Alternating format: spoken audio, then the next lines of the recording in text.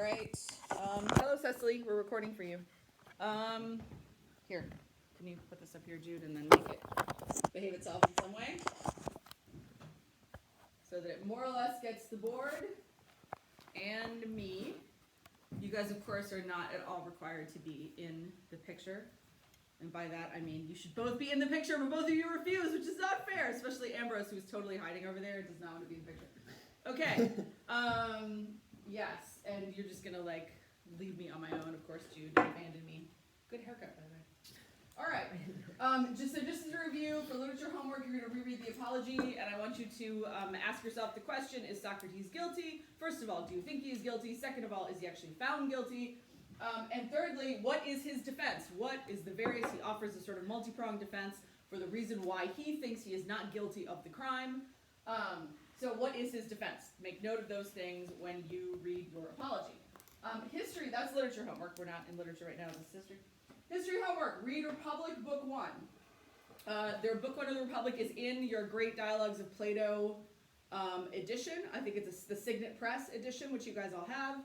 So we're going to move on to doing sort of Plato back-to-back, which is a little unfortunate, but let's roll with it. Read Republic Book 1, and then read the summaries of the whole Republic. So in the beginning of Republic Book 1, there's a series of maybe 2 to 4 pages that gives you a summary of each section of the Republic and the events that will take place in that section. It's very helpful for seeing the kind of whole unfolding of the process of the ideas that are put forward in the Republic and who will be the interlocutors, the principal interlocutors of Socrates during that time. So that's helpful. Read this little summary, which is maybe 2 to 4 pages in the first section of Republic Book 1. And then read the actual Republic Book 1, which is all about justice. Thrasymachus and Polemarchus, I believe, will have ideas about justice. Socrates will have his own ideas about justice. So try to identify what is Thrasymachus' idea of justice, what is Polemarchus's, and then what are some ideas about justice that Socrates offers himself. And that is what the homework is about. Okay, let's talk Alcibiades, who is just a little crazy. And really one of my favorite characters to talk about because he's so strange. There is one very, very famous phrase that Plutarch uses to refer to Alcibiades. Well, the phrase is less important than the actual word inside the phrase. A one-word descriptor of Alcibiades that pretty much does an excellent job of describing him as a man. Does anybody remember what Plutarch calls him? I mean, he calls him lots of stuff. He pays him lots of compliments, and he also calls him all kinds of insults. But there's this one word that kind of really kicks it off as the all-around, all-purpose Alcibiadian, which, by the way, let's just take a side note into his name. Alcibiades is what he's generally called in English, for English translations, due to reasons that are beyond the control of mortal men, okay? In Greek, it's like Alcibiades or something like that. I can't even begin to say it. It's just not said that way in English.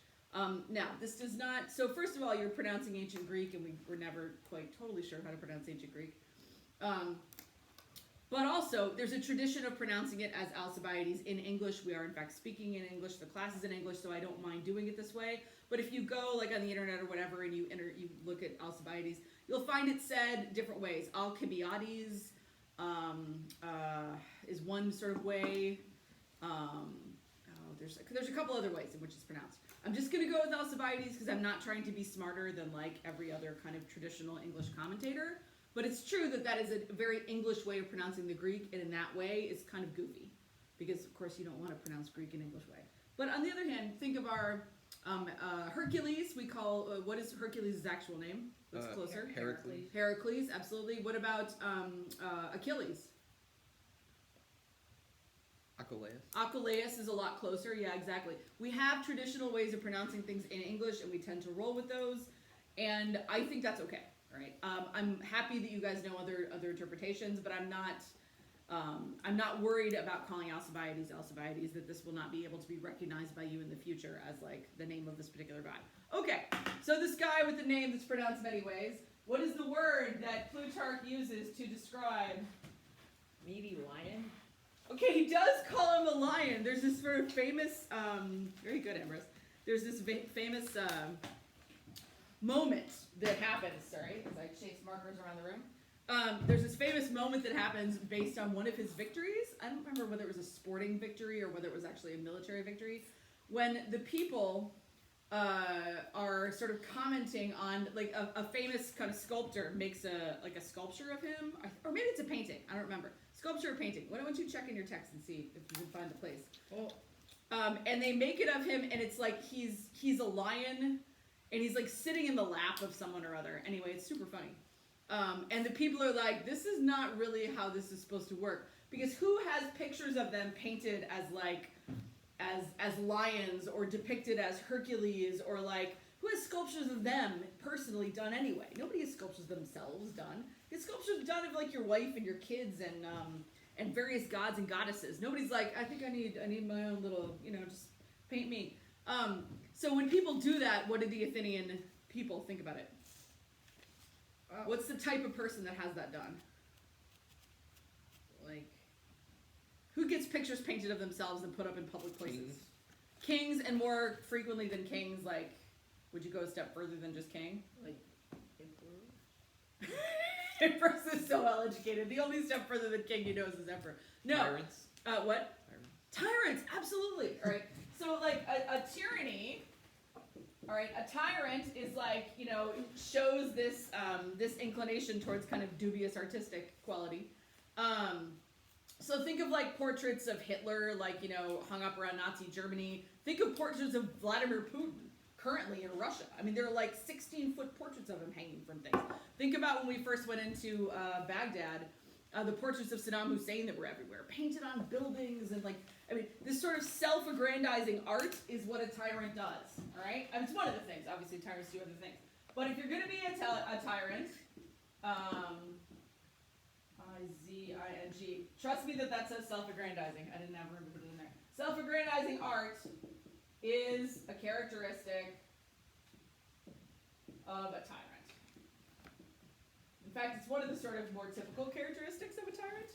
Sort of ancient tyrants, medieval tyrants, modern tyrants, they all like their art to be self-aggrandizing. Anyway, Ambrose, you found a spot for us about was it the lion portrait? Yeah. Where are you? Page 246. 246? Mine is like, it's more like after a wrestling match. Like, people are like, Alcibiades, you bite like a woman. And he says, no, like a lion. Okay, that is really funny, and I don't think that actually is the art thing I was thinking of. Oh, this is it. Here, when you, here, just read it for us. Once when he was hard-pressed in wrestling. Once when he was hard-pressed. This, just for Cecily, this is Plutarch. Cecily, I'm on 246, but I'm also in section 2. Plutarch section 2. Go ahead. Once, when he was hard-pressed in wrestling, rather than allow himself to be thrown, he set his teeth in his opponent's arms as they gripped him, and held on so hard he would have bitten through them. The other let his hold and cried out, let go his hold and cried out, Alcibiades, you bite like a woman. No, like a lion, was his reply. Okay, so first of all, that's awesome. Secondly, it's also completely self-aggrandizing, which goes back to our sort of tyrannical, intonation here. Thirdly, are you supposed to bite people during a wrestling match? No. It's totally against the rules. I mean, it's like kicking someone below the belt while you're kickboxing or something. It's like completely forbidden. And so he's like, but, and it's, instead of just saying, foul, instead of calling foul on him, the guy's like, listen, you bite like a girl. Girls bite, men don't bite. What are you trying to do? And Alcibiades like, no, I bite like a lion. So he's totally breaking the rules and also being self-aggrandizing and also being sort of memorable and funny. That's par for the course for Alcibiades. But getting back to this, this one-word descriptor that I had asked you guys for, which it might not have stood out to you the way it stood out to me, but it is like, I think, the best description that Plutarch gives of him. In fact, I don't even know if it's Plutarch or if Plutarch is quoting someone else. Chameleon.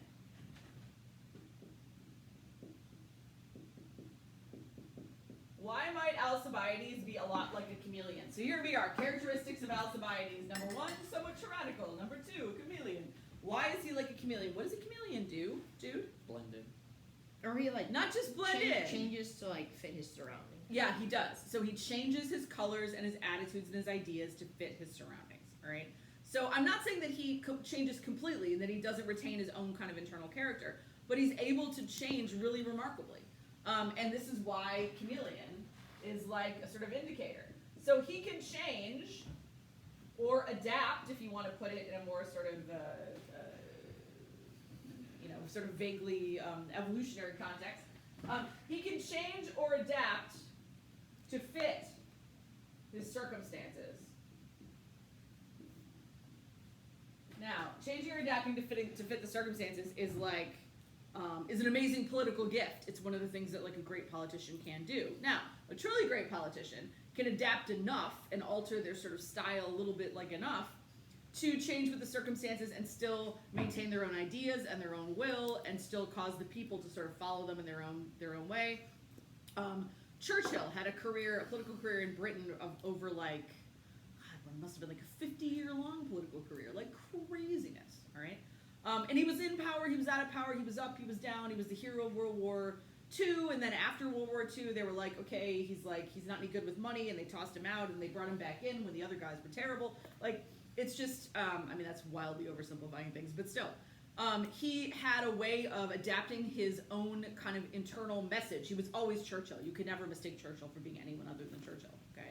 He had his own, he's the only one that, drank, 2 bottles of champagne before breakfast and, was a sort of,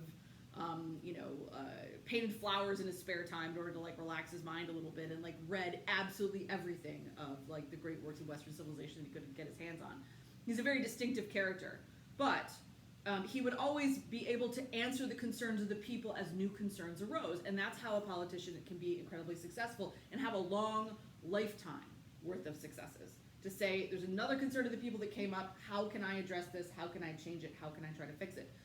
Alcibiades is not quite like that. Which is why we started out this conversation talking about him as a Benedict Arnold type. Because Benedict Arnold is what, Jude? Traitor. A traitor, okay? Not even so far that, because of course he is a traitor, but even possibly more dangerous and damaging than being a traitor, he's also a turncoat. Okay, which is kind of the same thing. Traitor, turncoat. In fact, I think they have the same roots. Murderer, I guess? I don't actually know if Benedict Arnold was a murderer. I think I need to go back to my American history. He might have been. It's sort of dangerous being a traitor. You end up being a murderer accidentally. But what kind of information? What about information given? National secrets. Yes. So he betrayed his country. Which means he's a what? In some cases. What's a guy who traffics in national secrets? A spy. A spy, okay. There's a way in which, now, a spy in our traditional James Bondian sense is sent out from one country to go and get into another country and figure stuff out and then come back and tell us. But that's not the only way of being a spy. So a traitor is if you support your own country and then you change that support and then your alliance and your allegiance go to someone else. But what if it's more than your alliance and your allegiance to go to someone else? What if it's all your sort of classified information? Obviously we're not talking about nuclear codes. This is the Peloponnesian War. But there are all kinds of things that he knew about Athens that they were quite concerned that he was going to tell other people, and they should have been concerned, okay? On the other hand, he does still retain some respect and some old kind of affection for his city of Athens. At least that's how it seems to me. You guys can differ if you think is all of his respect for Athens is actually fake, and really what he wanted was just the chance to be powerful. And that's an argument that people make about Alcibiades. So a chameleon, all right, he's able to change and adapt to fit his circumstances. A tyrant. People were worried that he had kind of tyrannical characteristics. And that was one of the reasons why there's so much stir against him in Athens. And over the course of his time in Athens, the stir kind of becomes bigger, and then the whole thing explodes. How does it explode? Well, before we get to okay, go ahead. When he is practicing those strange mysteries. Oh, yeah. Okay, now this. Mocking. Here's the thing. We read another guy. Who's the other guy that we read? Who talks about Alcibiades? What? No. Nope, not Xenophon. He might have mentioned it. Thucydides, Okay, yeah. so here's a guy. Let's just talk about Alcibiades for a minute. He's mentioned, he's in multiple dialogues of Plato as a character, okay? He was buddies and possibly a little more with Socrates, okay? He's mentioned by, he actually is mentioned by Xenophon, I think. I wasn't thinking about that, but yes, Xenophon talks about Socrates, and I think in the context of talking about Socrates, Xenophon in the March of the 10,000 talks about Alcibiades as well. He's talked about by Thucydides. He's made fun of by, I believe it's either Aristophanes or Euripides in like one of the comic plays, like making fun of Alcibiades, because like you just make fun of famous people. That's what you do. I mean, that's what the Greeks do. It's one of the great reasons for their. We haven't read any of their comic plays, which is good because I could not get away with their comic plays, you guys, because they're so earthy. It would be just a little bit problematic to teach. You know, I mean, as much as I love you guys, that's it's probably more information than we want to talk about, but. They're wonderful, and it's not Aeschylus, but it's just they're incredible things. There's been some speculation that the one of the ways that you can tell kind of characteristic art of a democracy is like satire, and these satirical comic plays that are willing to make fun of their leaders. You find those in Greece, and for example, not in Rome. Because if you're making fun of the emperors, what's going to happen to you? What did Nero do to the people who tried to get away from his fiddle playing? They tried to leave the room while he was officially playing the fiddle. He killed them. Okay, so like, there's not so much room for artistic criticism in Rome. All right, and so if you have if Alcibiades is kind of a king of culture and he's very popular and everyone likes him, but he still is able to be made fun of by like the great Greek playwrights. So that's kind of one sort of characteristic of democracy, which might make us a little happier to be in a democracy. Okay, lost my train of thought. Right, chameleon. Okay, let's talk about. Well, you were gonna say, Ambrose, what this big like change, what this change comes about. Oh yeah, when he's like, he's been like ransacking shrines to like the god, like three different gods, and also like practicing some like kind of like taboo mysteries. Did you get the impression from Plutarch? That's where my question was going. Sorry. So in Thucydides, he talks about this as Alcibiades probably did these things. At least that's my memory of like what Thucydides' sort of conclusion was. What impression did you get from Plutarch on the subject of that whole accusation of impiety and like disrespect to the gods because of the Eleusinian rites or whatever they're called, these disrespect to the Eleusinian goddesses, and like the I forgot what the other ones are called. I think it's the little fertility statues that are like all over Greece. So supposedly those are like damaged. We won't discuss the way in which those are damaged, even though that's kind of humorous. But anyway, and so the seamen and the sailors are super. They're just incredibly superstitious. This is actually a kind of common characteristic of sailors and seamen sort of throughout history, is superstitious nature. So when these all turn up, there's two things that happen. The mystery cult, kind of the idea of somebody making fun of a mystery cult, almost like having a parody of the mass at your dinner table, is kind of what was the sort of the accusation that he's what kind of mysteries are they again? Eleusinian. There you go. Very good. The Eleusinian mysteries, that he's making a parody of those. And the other accusation is that he's damaged these statues, all these like fertility statues that are all over Athens, and people are going around damaging them. What is your impression of what Plutarch thinks of these accusations? I think he thinks they're true. Yeah, He seems Plutarch, like pretty much positive. But he never really. He does maybe say something about it, but he never really makes a big deal out of like it being not like quite certain whether or not he did it. He more just kind of stated it as a fact. That he had done it, or that it was sort of influential because they decided to send him to Sicily and have the trial? like that he did it. I think. That he did it was influential. Okay, let's read that. I think that's an interesting place to begin. All right, let's find the text. Ambrose, find the text for me here. Let me see. I don't already have it marked.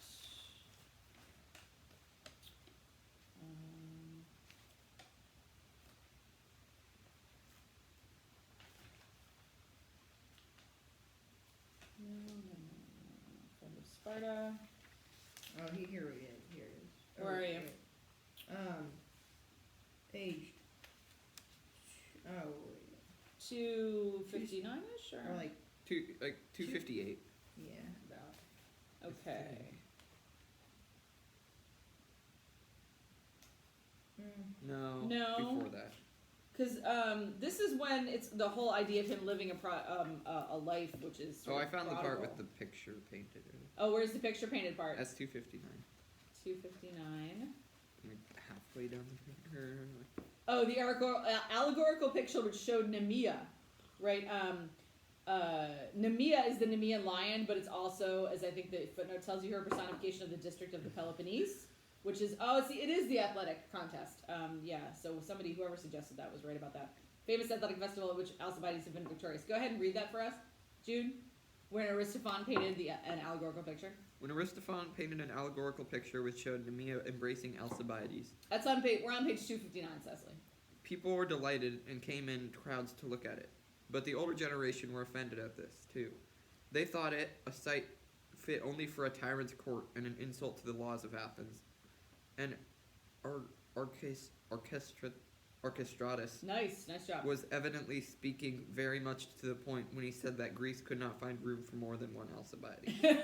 Which you must admit is a marvelous line. Greece cannot find room for more than one Alcibiades. There's a couple of other perfect lines about the people's interaction with Alcibiades, but we'll let those hold for a minute. Top of 262. Top of 262. Thank you, Ambrose. So this is after. This is the discussion of Sicily.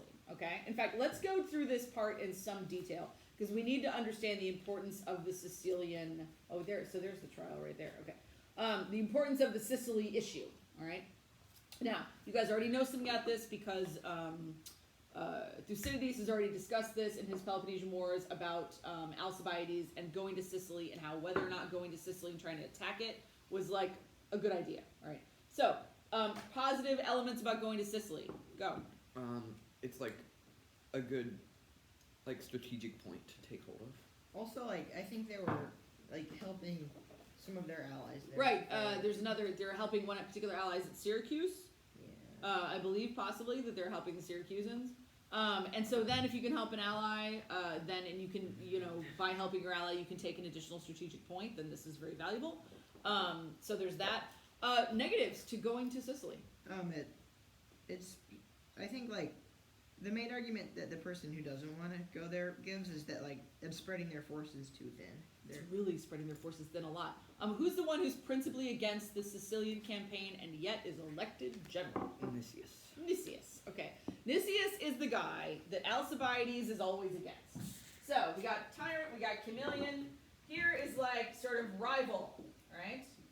His principal rival is Nicias.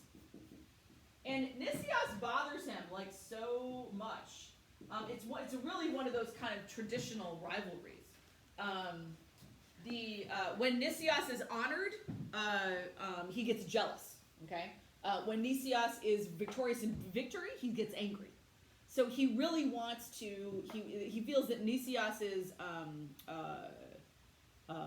courage and creativity and leadership as a general and his sort of honors as a man within the state of Athens get in the way of Alcibiades' good name. He's if he is honored and lauded, then I am by de facto not. I've been reduced. His height reduces me. So this is a very traditional perspective for a rival, and Nicias is his rival. Nicias is another of the lives of Plutarch. We actually skipped Nicias in favor of Alcibiades. He's not in your Colby. Though actually that would have been interesting to do sort of back to back. We'll consider that in the future.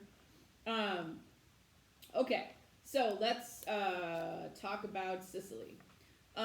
So Nicias is against going to Sicily, and what Nicias doesn't want to spread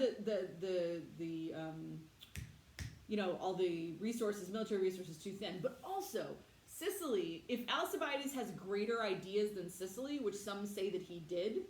And I think we find that in this reading. They talk also about the possibility of Carthage and Italy. Is there any way that Greece, with not just Greece but Athens, the city-state of Athens, with her level of population and her level of military, would have been able to take or hold Carthage or Italy? No.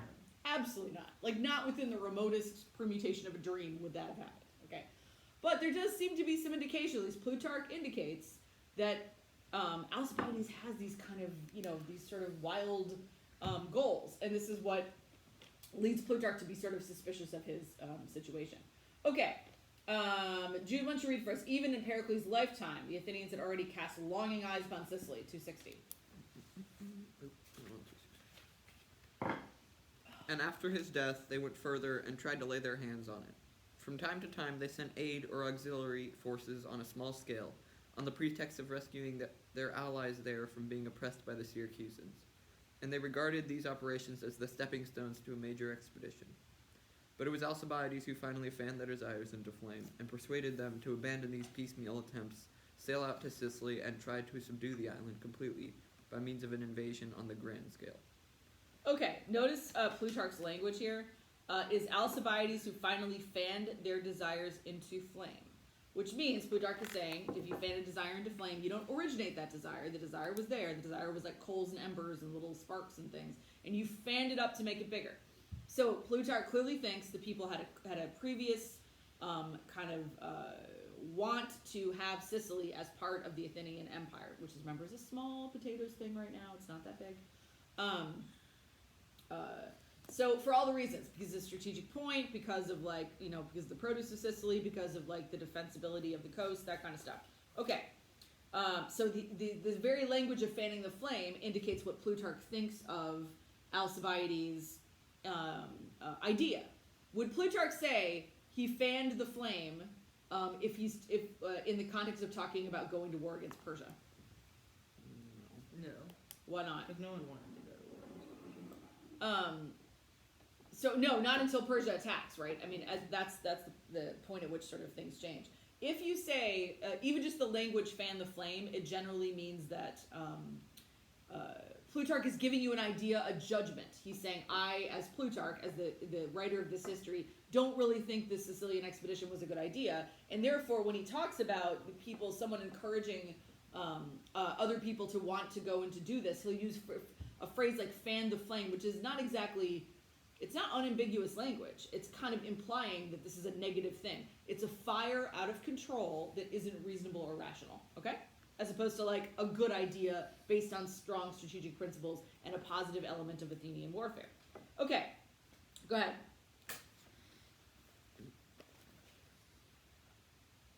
The hopes he had aroused? The hopes he aroused among the Athenians were great enough, but his own were even more ambitious.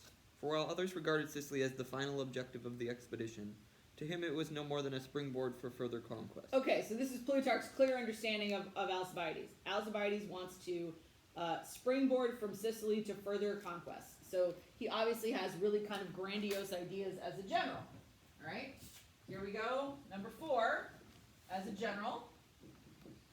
Or in the Greek, they call it, this is an official position in Athens, as an official general of Athens. There's a certain number of them that are elected to be important generals for those years. They're called a stratego. So he's elected a stratego. And that is one of the things that sends him off to Sicily, all right? So this is an elected position, but it's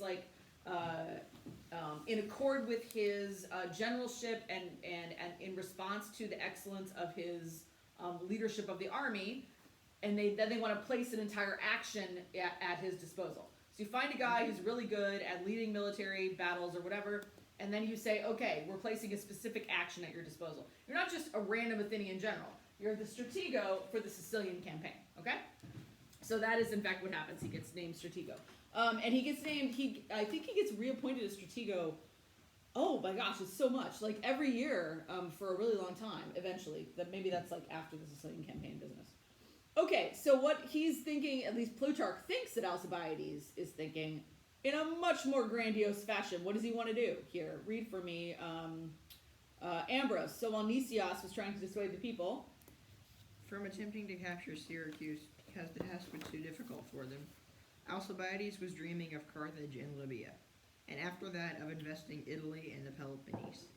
Indeed, he regarded Sicily as hardly more than a supply base for the war elsewhere.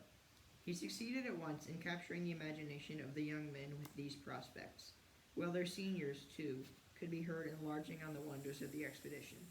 And people sat about in the wrestling schools and the public meeting places, sketching in the sand the outline of Sicily and the position of Libya and Carthage. Now that is an image. So they're so taken with this as an idea of a strategy for Athens that they're sitting around like the marketplaces, sketching in the sand. They're like on those, you know, the steps right below the shops that like where you can sort of put your feet in the street, but you can sit up on the sort of on the ledge or whatever. So they're sitting there and they've got like a stick or something and they're sketching in the sand of the street. Oh, see, Sicily's here and Carthage is here and Libya's here, and then we can go over here and do this. And this is like, this is the kind of conversation, which brings us back to a discussion of Athenian democracy. This is the kind of conversation that you can have when every man gets a vote, right? Not, of course, every man. Not me, because I'm a woman, and not you, because you're a child, and not you, because you're a slave who just decided. But anyway, Ambrose is a slave. But, you know, a lot of the people in Athens, of like 150 to 200,000 people in the city of Athens, you know, substantial portions of those people are voting on to whether or not to do this campaign. I mean, imagine sort of running a country like that. It's amazing. Now, the generals will get together and say, this is what we recommend to the council, to like these strategies or whatever. But to vote on whether to go to war, boom, that's the thing we all do, okay? And to vote on who becomes stratego, boom, that's the thing we all do. So the guys are having these conversations. This is like, it's like NFL quarterbacking, like, you know, sort of the armchair quarterback the day after the big game, and you're trying to figure out, Jude, what are you doing? Okay, don't be gross. You're trying to figure out, like, what, you know, you're having a good old conversation about what you think proper strategy in Sicily ought to be. This is something you can do. They're sketching out ideas in the sand, like, you know, as they talk about it in the marketplace. So it's cool. I must admit, it's fun. It's now Athenian democracy, like I said, is both like a sort of height of greatness, and it doesn't last very long, and they're constantly making the most appalling mistakes. So it was, everybody afterwards is going to be like, oh my gosh, Athenian democracy, well, that was a big mistake. So we have this notion that Athenian democracy was all peaches and happiness, but of course it was not. Okay, let's continue on a little bit. All right, so who are the people who don't quite follow along with this? Ambrose, why don't you continue? However, we are told that Socrates and the philosopher Meton, Socrates the philosopher, Meton the astrologer, go ahead. Did not believe that any good would come to the city from this venture. We're on page 260, Cecily, go ahead. Socrates may have received a premonition of the future from his familiar guardian spirit. We're going to learn more about this familiar guardian spirit. In fact, you should already know a little bit about it if you've read the Apology. Yeah? It didn't really talk about Jude is like, Socrates, that's a familiar guardian spirit. Don't make him sound like a witch. It's not his cat. Okay, but anyway. Sorry, go ahead, Ambrose. In reading. In reading, yes, not in discussing cats. Go on. Meton, whether his misgivings arose from mature consideration or from some process of divination, pretended to be mad, snatched up a firebrand, and made as if to set fire to his house. However, some people say that there was no pretense of madness in Meton's case, but that he actually did burn down his house in the night, and next morning appeared before the people with the So these are two different traditions. You see how Plutarch gives the two different traditions. Meton, and so what's our money point from this paragraph? Meton and the philosopher Socrates both have problems with the notion of the Sicilian expedition. Socrates speaks against it, and Meton either fakes burning his house down or actually burns his house down based on two. So he gives you both versions of the report, saying this is how it's come down to me. And then, anyway, continue. With the plea that his son should be released from the expedition because of this misfortune. At any rate, he succeeded in hoodwinking his fellow citizens and getting what he asked for. Okay, and then all you need to know about Plutarch is like when he says right here in hoodwinking his fellow citizens, whether or not the Sicilian expedition is a good idea, which Plutarch clearly thinks it's not a great idea. Socrates agrees with that. Meton agrees with that. Meton wants to get his son out of military service. What is Plutarch's attitude towards that? What can we tell about it from this passage? He, thinks that,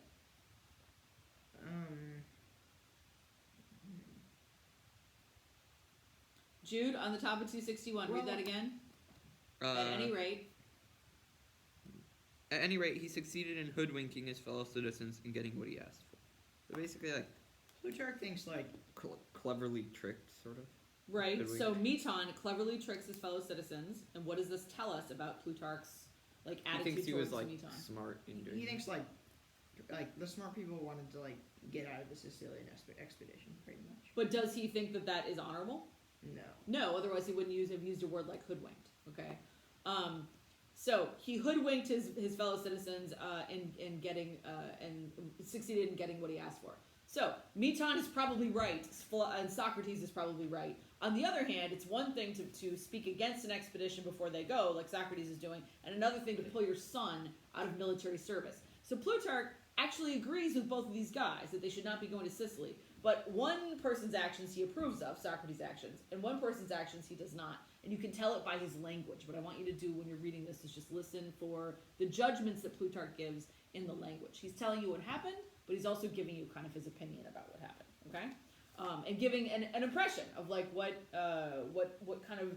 Remember, the question for Plutarch is, how do you have a great society? All right, how do you have... That sounds very American. I didn't mean it like that. How do you have like a virtuous, powerful society? That's the ultimate question for Plutarch. He's a Greek. He's writing about Greeks and Romans in the parallel lives. He's got a Greek, a Roman, a Greek, a Roman, all parallel. And he's looking for the greatness that each person has and that each culture has, and trying to say, how do we hold on to this in a system? And he's asking himself, why does my Greece always splinter into all these factions when Rome stays together and hangs together and like, you know, basically is more successful like as an empire? What is it? What are the virtues they have which we don't have? He wants to know about the virtues of leadership, and that is the purpose for his exploration always. So he's giving you comments also about what he thinks of people's decisions and of the morality of their decisions. So even if you disagree with this is, you know, there's sort of like there's a kind of almost like a Vietnam War implication here or something. Even if you disagree with the war, what is the morality of choosing to fight or to not fight when your country tells you to? That's a point that Plutarch is making here. Okay. Now, let's, so they're going to go and do the, let's read about the gods. That's on, is that 262? Mm-hmm. Okay. Actually, a little bit on the bottom of 261, because I want you to understand about the conspiracy element of this and why the sailors were so afraid. So, Jude, why don't you read for me on the bottom of 261? A story was being put about that it was the work of the Corinthians, Syracuse being a colony of theirs. I'm halfway through the bottom paragraph on 261.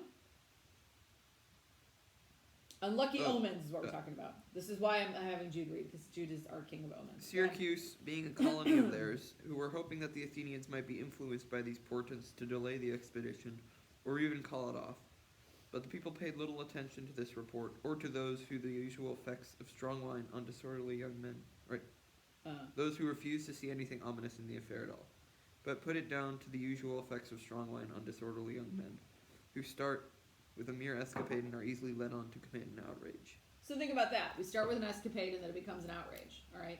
So here you are in Athens, and Alcibiades has been elected to be stratego, to be the general for the Sicilian campaign. Then we have a bunch of like weird little omeny things that happen, and then there's an accusation that he has been involved in the Eleusinian mysteries problem, and also other kinds of unlucky things like the damaging of these Piraeus, or I forgot how you say the word, but they're basically fertility statues around the city. And the sailors think this is super unlucky, and there's other people who are like, young men were drinking and stupid things happen, and we don't really know. So what I want you to see here is what Plutarch thinks of Alcibiades based on the language that he uses to describe the accusations. That's the point. Okay, go on, baby. Instead, the great majority responded to it with rage and fear and believed that it was part of a daring conspiracy which aimed at far higher matters. Every suspicious circumstance was closely investigated, and both the council and the assembly held many meetings for this purpose within a few days. Okay, this is a big deal. The people think it's a big deal, and therefore the council and the assembly have to take it seriously as a big deal, all right? Now we have the Eleusis things happening. So Ambrose, read to me about that. During this period, Androcles, the democratic leader, produced a number of slaves and resident aliens, who accused Alcibiades and his friends of having disfigured other sacred images and parodied the mysteries of Eleusis in one of their drunken revels. Okay. Androcles, the democratic leader. Why is that important? Because he's the kind of person who wouldn't really like Alcibiades. Why? Because he's like... Alcibiades is like the opposite of democracy. Because this again is democratic versus what? Tyrant. Or like... There's a hint, there's an O that I started writing on the board before I stopped. Yes. Oligarchic, okay? So democratic versus oligarchic in his ideas, all right? Now, there's a lot of discussion of what actually Alcibiades really is. Is he a Democrat, which means does he believe in the rule of the democracy, all right? Or he's an oligarch. Remember, there's always oligarchical factions within Athens. Most other Greek city-states are either monarchies, or they're sort of vaguely tyrannical in their structure, or they're oligarchies, right? Which means a certain select group of families, and from those group of families, like competent people emerge and are then put up as leaders and generals and sometimes kings, and then when that doesn't work out, they get a new competent guy from among the families. But you have a sort of first families idea. So it's not democratic, not just any person rises to power, all right? Oligarchy versus democracy is a thing that goes deep within Athenian culture as a disagreement. And so this democratic guy finds these little evidences for people who want to accuse Alcibiades and his friends of parodying the Eleusinian mysteries in their own little drunken dinner party or whatever it was. It's a little convenient. And Plutarch, it seems to me, is stating it as a little convenient, all right? During this period, Androcles, the democratic leader, produced. He didn't discover or find or put forward to the assembly. He produced a number of, obviously this is in translation, but still, a number of slaves and resident aliens who accused Alcibiades and his friends of having disfigured other sacred images and parodied the mysteries of Eleusis at one of their drunken revels. Okay? And then they say, specifically, and this actually is not important now, but it comes to be important later, when they actually have the trial, remember, when he's actually gone, they say that this accuser actually says that Alcibiades has taken the role of high priest. So, there's a high priest, a torchbearer, and a herald in the little play thingy, in the Eleusinian mysteries, and so they say that Alcibiades has taken the role of high priest. The role of the high priest involves a mask. Later it will come up in the trial, and someone will ask the guy, how did you recognize Alcibiades as being the one that was doing this, since it was all masked? The guy's like, oh, well, I recognized him by, the light of the moon. I mean, it's really, and then it turns out they look into it, and they're like, sir, there was no moon at the time of this accusation. The moon was not full. It wasn't giving very much light. So the whole thing ends up looking a little smoky, all right? The Democrats have really, Alcibiades is super popular right now, and his popularity is causing people to worry about his possibilities as a tyrant, okay? There seems to be some evidence that is coming to light, all right, that is being produced by the Democratic side to make him look bad. I'm not saying Alcibiades didn't do these things. I'm saying I don't think Plutarch really believed he did these things, and I think that on the basis of the text. Okay, keep going, Ambrose. They said that I'll skip that. Where are we picking this up? The people by now were in an ugly mood. And their anger turned against Alcibiades. Well, Androcles, who was his mortal enemy, the Democrat, added fuel to the flames. At first Alcibiades was seriously alarmed, but he soon discovered that all the soldiers and sailors who were about to embark for Sicily were on his side, and also that the force of 1,000 Argive and Mantinean infantry had openly declared that it was only on Alcibiades' account that they were going to cross the sea and fight in a distant land, and that if he were treated unfairly, they would immediately withdraw from the expedition. So he took heart again and insisted that he should be allowed to defend himself there and then before the people. Okay, now I just look at the language of this, what Plutarch is saying. So first he is very alarmed, and then he realizes that the army support him, which means, what does that mean? He's not looking to overthrow the state. At least Plutarch does not imply this here. They're not going to kill him or anything. He's not as worried about a total kangaroo trial, right? He's like, okay, I want to be allowed to defend myself publicly in front of the people. And just look at the language Plutarch uses here, all right? So he took heart again and insisted that he should be allowed to defend himself there and then before the people. It was now his enemies' turn to be discouraged, since they feared that the people might judge him too leniently just because they needed him so badly. Plutarch is being very even-handed here. But I don't think that you can take from this language that he de facto believes that Alcibiades is guilty. He clearly thinks there's been some evidence kind of trumped up, all right? At least, I don't know. That's what I would say. Go on. They therefore arranged that certain orators who were not known to be ill-disposed towards him, but who really detested him no less than his acknowledged enemies, this is Plutarch here. should get up in the assembly and say that it was an absurd procedure to appoint a general with absolute powers over so large a force, and then, just when his expedition and allies were all assembled, cause him to lose his opportunity through the formalities of drawing lots for jurors and appointing times for the hearing of the case. He ought to sail now, they said, and good luck go with him. When the campaign is finished, then let him come back and defend himself. The laws will be just the same then. What is the problem with this? You can't, there could be a lot of, ill will, built up during his absence, and he wouldn't be able to defend himself. Which actually is what happens. So I guess this is what I would say if you're looking at Plutarch's, what does Plutarch actually think about Alcibiades in these circumstances? Plutarch is saying that Alcibiades wanted to defend himself then and there and was prevented from doing so by his enemies. What does that lead you to believe about the justice of the charges? Not very. Alcibiades was pretty confident in this case. He was pretty confident in his case. As long as he was worried at first they were just going to kill him outright, but then when he realized he had the support of the soldiers, he knew that they would probably not do that, right? So, but then he wants to plead his case, and Plutarch is saying the man wanted the right to plead his case, and it's his enemies who sent him out in charge of the expedition. In other words, it's not like he used his support in the soldiery to just hurry up and sail away real quick. And then, of course, what happens? He goes to sail to Sicily. He runs around Sicily for a bit, and then what immediately happens, Jude? But he's called back. Yeah, the Athenians. But when they call him back? Okay, let's actually look at that. All right.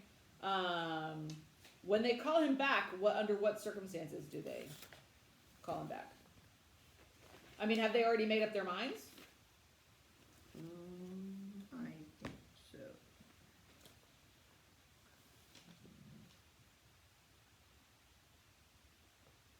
Okay, look here at the bottom of page 264. I think they just tell him, come back because we already, condemned you. Basically, yes. All right, he is condemned in absentia. Let's look at here on the bottom of 264.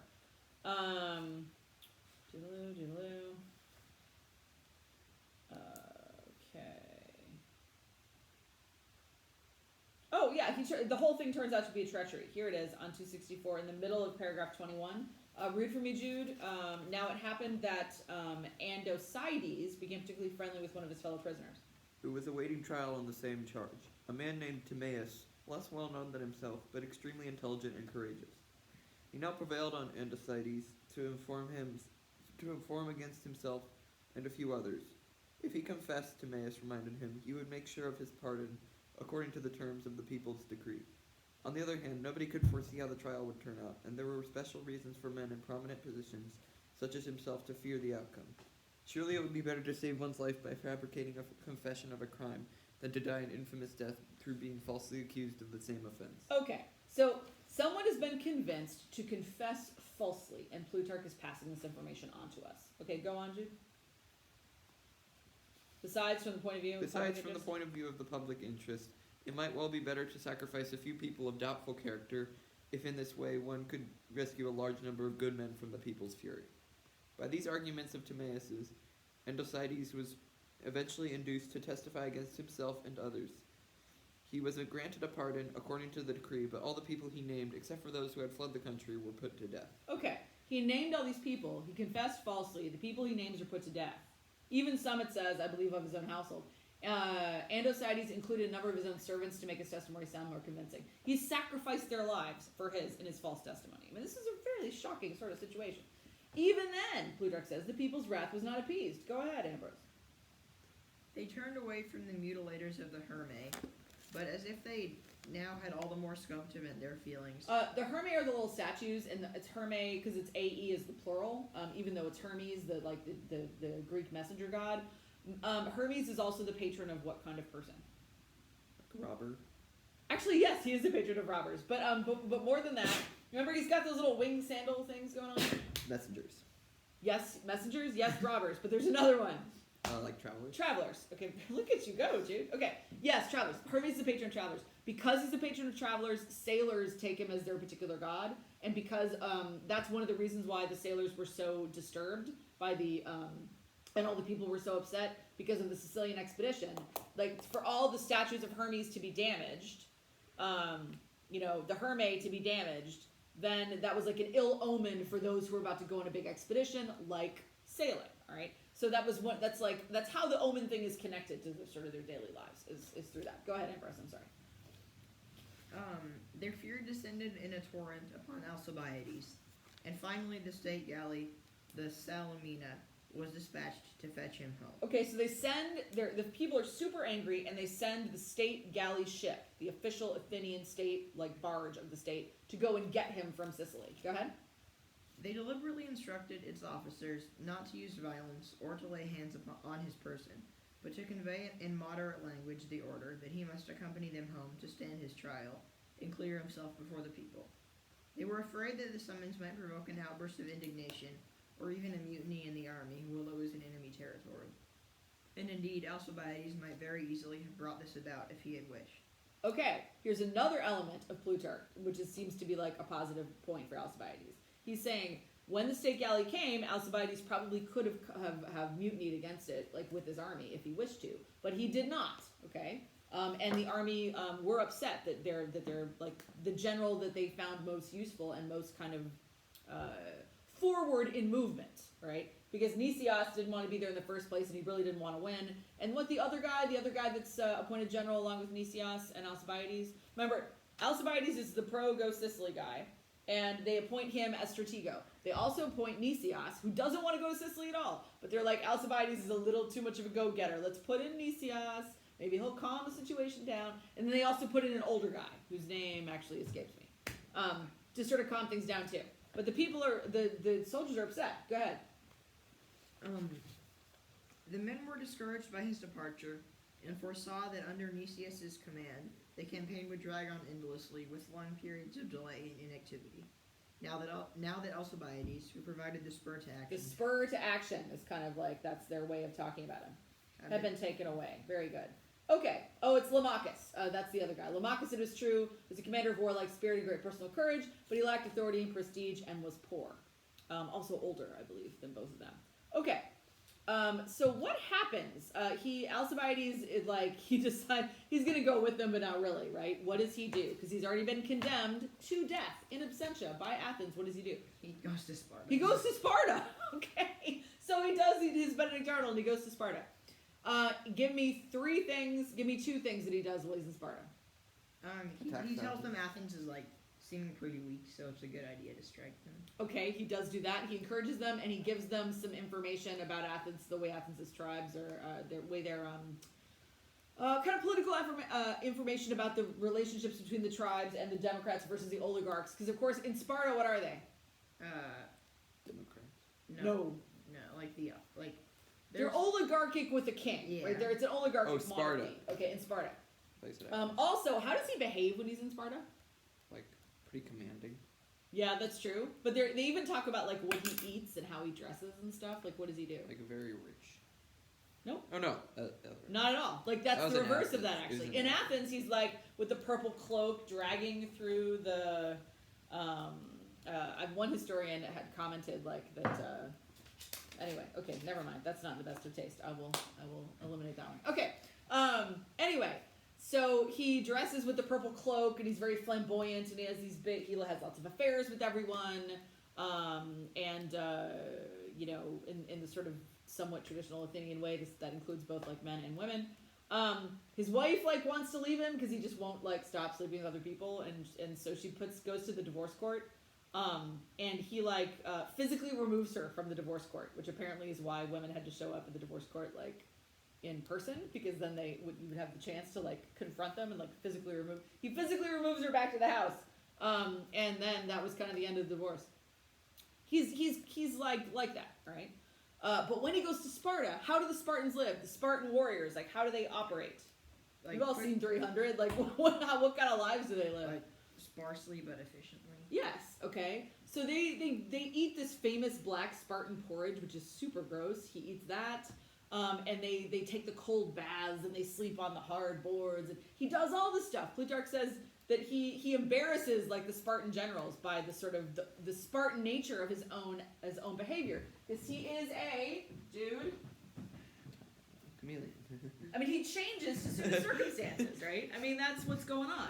So then, The one thing he does to like that was full Alcibiadian kind of behavior is, of course, he ends up sleeping with someone's wife, who ends up being the king.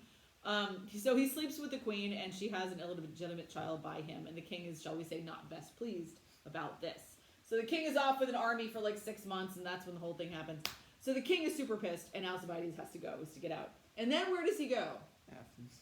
Nope. No, Persia. Persia. Yeah. Okay, he goes to see. I think it's Tissaphernes. Is it Tissaphernes that he goes to like hang out with in Persia? And in this point, I mean, so then he sort of comes all the way back around. He is used by the Persians, and he is honored by the Persians as basically he's giving the Persians advice. Do this. Let Athens and Sparta exhaust each other by fighting each other, while you just sort of hang back and then sort of see what's going on. And eventually he's going to come back around to go back to Athens. He's going to basically say to a bunch of the leading men, this democracy stuff has just got to stop, right? Like, if you can ally with Persia, I will bring you like 100 triremes and like full of Persian armies. You can defeat Sparta. You can do all this stuff. But you have to like kind of get rid of the democracy. Like, I don't trust the people. The people condemned me to death. It's done. So he's a Democrat when it suits him, and he's an oligarch when it suits him, but his natural kind of instinct seems to be kind of oligarchic. And that, of course, is from the family and the way he was raised. Who is he related to? Ajax. Ajax? It says that in the very beginning. Oh, wow, that's an ancient relation right there. I was thinking more about a guy who actually adopted him. Jude? Cleinias? No. Okay. No. Socrates. Socrates was more like a teacher / boyfriend, a little bit. There was some of that going on. Actually, he and Socrates fight side by side at a battle, and when Alcibiades is quite young, Alcibiades is injured somewhat badly, and Socrates like steps in front of him and like totally defends him, and is given an award for bravery, which Socrates then turns around and convinces everybody should be Alcibiades, because he's the one that was actually like suffering and dying. Socrates was just defending him. And then later in another battle, Alcibiades defends Socrates. So they each save each other's life. They each seem to have a lot of respect for the other. Plutarch says in here that Socrates is the only one that he trusts. That Alcibiades will like the only person of like the higher generation, that's like the older generation, that Alcibiades trusts and respects. They clearly had like there was some strong affection there between them, that's commented on by other people. And also, it's clear from the dialogues, when you see Alcibiades, the character of Alcibiades in the dialogues, that Socrates is very worried about. Here's one problem with Alcibiades: he's so beautiful that it just gets in everyone's way, right? It's just arresting. He's so kind of overwhelming. The Greek words that they use are beautiful, and there's another one which just means like huge. Like, his presence is amazing, right? So he's just enormously prepossessing, like large and totally gorgeous person who like just takes over a room when he walks into it. And so he's flattered constantly. Everyone wants to be his boyfriend. Everybody wants to be his girlfriend. And they give him gifts, and they sell their land and give him money. Everybody wants to have like a sort of romantic relationship with him. And Socrates is like, it's just destroying him, right? It's gonna completely corrupt him. So Socrates is very worried that he'll become morally corrupted. But yeah, there does seem to have been some affection there. Yep. Oh, Jude, no. Jude is not so enthralled by my lecture that he actually doesn't notice the class is over. Okay. So that is Alcibiades, a really, really amazing person. And we're going to hear more from Alcibiades in a couple of the dialogues that we're going to read. So I'm glad that you got to do some background on Alcibiades from Plutarch. But the most important part of this is when you're reading the Plutarch, seeing what he thinks of the guy he's talking about by the language he chooses to use. That is critical read. Thank you. Yeah, turn that